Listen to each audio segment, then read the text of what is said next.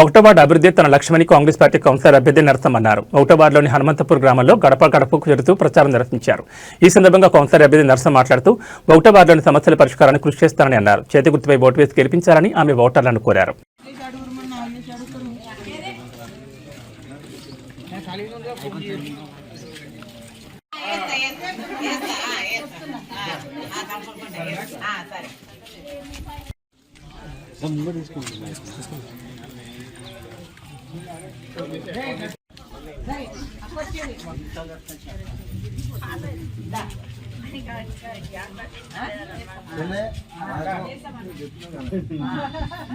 గిల్లి కావాలన్నా ముందుకు సాగాలన్నా మన బుక్లెట్ రాస్తూ మన సిద్ధాంతం ఏంటంటే పేదవాళ్ళకు పెద్దపల్లికి న్యాయం జరగాలి, పింఛన్లు రావాలి, ఇల్లు కట్టియాలి. మన శత్రువు అయిన సరే అందరూ అందరిలో మన ఊరు డెవలప్ కావాలి.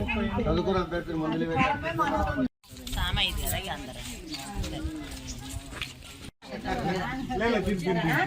ఏ పని ఉన్నా మనం చేద్దామన్నా. మన ప్రభుత్వం ఉన్నది, ప్రతి పథకం మనం చేద్దాం. ఇంద్రమైనా సరే, డబుల్ బెడ్రూమ్ ఏదైనా సరే అన్ని మనం చేసుకుందాం.